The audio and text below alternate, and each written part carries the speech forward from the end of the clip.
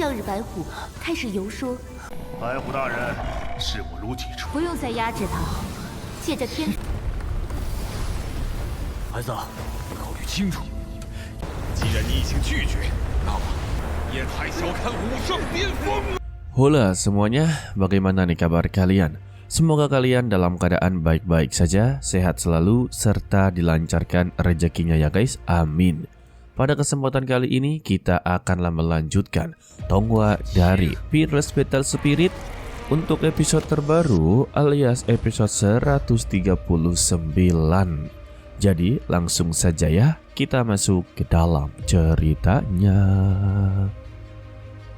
Secara tiba-tiba di acara pembangkitan Kaisar, Song Xin atau Tuan Putri dan juga Jenderal Duan Qing akanlah menerima baptisan dari sang Kaisar. Hal ini membuat sebagian besar para prajurit menjadi kebingungan.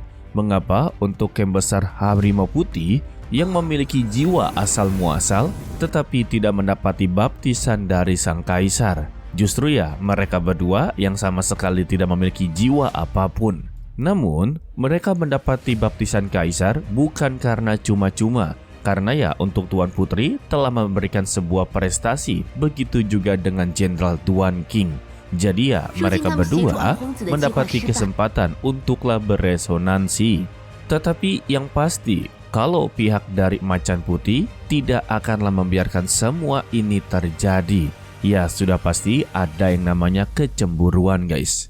Lalu ya untuk Zhou Bihao sebagai mantan dari gurunya meminta kepada Di Fengyun atau Tuan Di untuklah keluar dari Camp Macan Besar Putih. Dikarenakan ya untuk Tuan Harimau Putih pasti sedanglah memanfaatkan dirinya.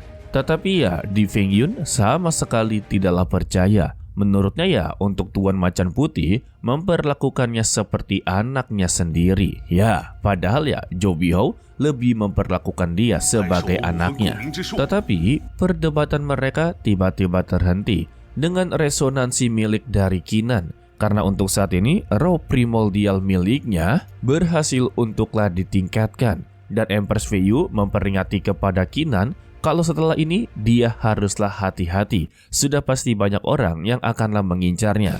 Terutama untuklah Tuan Macan Putih yang sudah begitu sangatlah kesal. Karena untuk Jenderal Duan Qing hanyalah seorang anak kecil yang baru saja masuk ke dalam kekaisaran, tetapi sudah begitu sangatlah berani mengambil semua posisi yang sangatlah dia inginkan. Dan sekarang ya dia telah mendapati baptisan dari sang kaisar.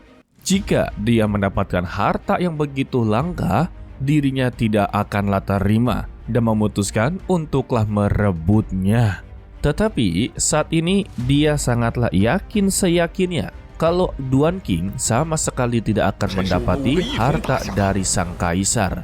Tetapi secara tiba-tiba patung milik dari sang kaisar langsunglah bereaksi dan matanya mengeluarkan sinar yang tandanya dia mengeluarkan sebuah harta, membuat semua orang yang berada di sana terkejut-kejut karena ini baru pertama kalinya mereka melihat sebuah harta keluar dari patung sang kaisar. Dan terlihatlah sebuah jubah yang menandakan kalau ini adalah harta level bumi kelas 8. Hanya saja ya mereka cukuplah kebingungan apakah semangat bela diri dari Qinan memang benar-benar berada di level bumi kelas 8.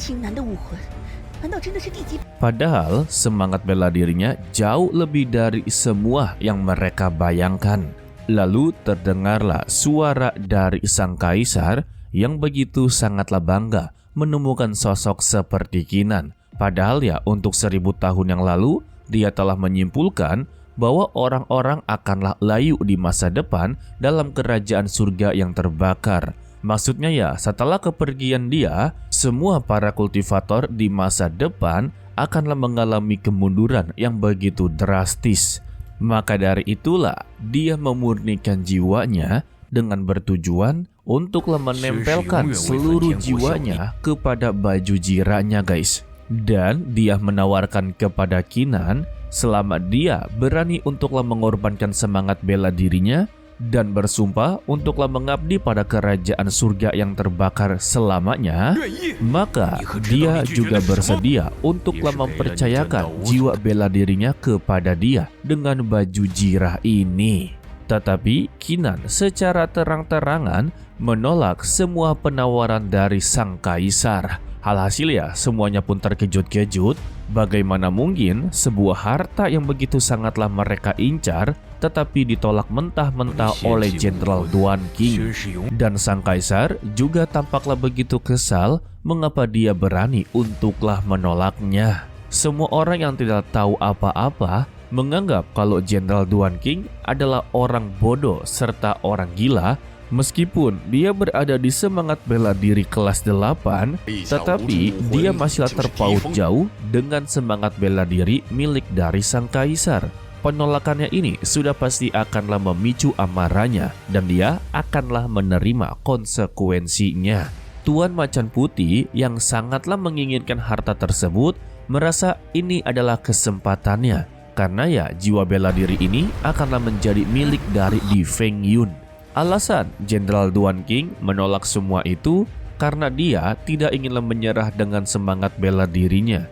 Maka dari itulah dia juga inginlah membuktikan dengan cara dia sendiri. Jadi dia meminta dengan begitu sopan kepada sang kaisar, izinkanlah dia untuk menolaknya. Tetapi ya tetap saja sang kaisar terus-terusan memaksanya, meminta kepada dia pikirkanlah dengan baik-baik.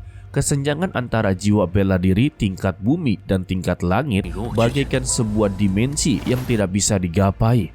Tetapi Empress Feiyu langsung turun tangan, meminta kepada sang kaisar apakah dia ingat dengan dirinya. Mendengar suara tersebut ya, sang kaisar langsung tahu kalau itu adalah dewinya dan dia langsunglah berhenti bergerak. Dan Empress Feiyu meminta kepada sang kaisar untuklah melihat dengan begitu dekat dan jelas. Dan terlihatlah jiwa dari Dewa Perang serta Pavilion Uyu juga berada di sana. Jadi pada intinya semangat bela diri milik dari Kinan jauh lebih kuat daripada miliknya. Dan dia pun terdiam, membuat seluruh para prajurit yang berada di bawah menjadi bertanya-tanya mengapa sang kaisar tiba-tiba berhenti bergerak. Dan secara tiba-tiba sang kaisar langsunglah berbaik hati kepada Kinan. Ya, karena semangat bela dirinya jauh lebih kuat, maka dia tidak akanlah memaksanya lagi. Justru dia rela menjadi bawahan dari Kinan. Dan dia memutuskan untuklah menjadikan Kinan sebagai penggantinya, guys. Mendengar ini ya, semuanya benar-benar begitu terkejut. Padahal Kinan berasal dari orang luar. Tetapi mengapa dia bisa menjadi penggantinya? Hal ini membuat mereka memiliki tanda tanya yang begitu besar. Untuk Kinan sebenarnya juga tidaklah mau menjadi pengganti dari sang kaisar. Karena ya sebagaimanapun juga dia tidaklah mungkin untuklah berdiam diri di kerajaan dalam waktu yang begitu lama. Karena ya dia haruslah pergi dan melanjutkan petualangannya, guys. Namun karena kaisar telah memutuskan, sang Tuan Macan Putih sungguhlah begitu sangat tidak terima. Bagaimana bisa untuk sang kaisar yang memiliki semangat bela diri begitu tinggi bisa tunduk kepada orang yang jauh lebih rendah daripadanya.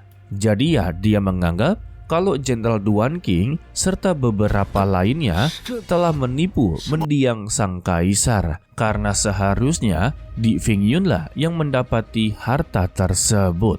Dan dia pun mencoba untuklah menerjang disusul dengan Di Feng Yun. Sayangnya tindakan dia langsunglah ditahan.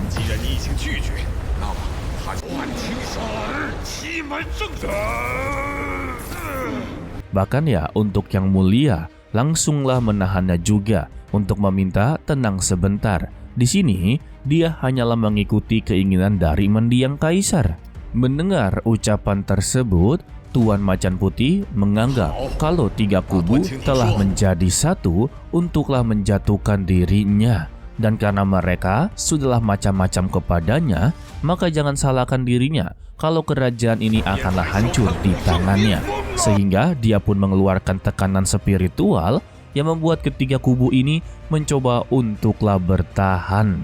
Tetapi Kinan kembali memprovokasinya kalau Tuan Macan Putih memiliki niat buruk kepada kerajaan. Mendengar ini ya, Tuan Macan Putih inginlah sekali membungkam mulut dari Jenderal Duan King dan meminta kepada Di Fengyun untuklah habisi nyawa dari Tuan Putri serta Jenderal Duan King.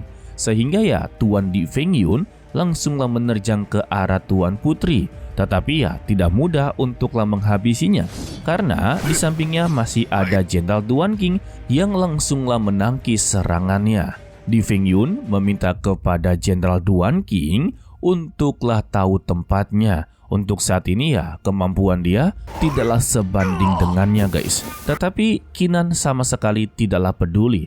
Justru ini adalah tantangan dia untuklah melawan orang yang selama ini disebut-sebut sebagai orang paling jenius di kerajaan. Tetapi ya selama dia berada di sini, dirinya tidak melihat apapun. Dan karena dia masih dianggap sebagai orang paling berbakat, Kinan mencoba untuklah menantangnya dengan cara bertarung menggunakan kemampuan bela diri Phoenix. Siapa sangka Di Fengyun langsunglah menerimanya dan mereka langsung melakukan bentrokan kekuatan. Dan bagi yang bertanya-tanya, mengapa Di Fengyun bisa menggunakan kekuatan Phoenix? Ya, untuk di episode sebelum-sebelumnya sudahlah dijelaskan ya, kalau Bibi Zhou Bihua dulunya adalah sebagai ibu tiri dari Di Fengyun. Dia telah melatih seluruh kemampuan bela diri markas besar Phoenix, tetapi Di Fengyun malah membelot dan menjadi bagian dari Tuan Macan Putih. Ya begitu guys, karena dirinya memiliki dua kemampuan dan telah menjadi seorang jenderal, maka dari itulah dia disebut sebagai orang paling jenius di kekaisaran. Begitu guys. Oke lah, sepertinya cukup sampai di sini saja dulu untuklah video kali ini. Mimin ucapkan terima kasih kepada kalian yang telah menonton sampai akhir. Pesan dari Mimin, tetaplah menjadi orang yang baik, walaupun itu sangatlah sulit.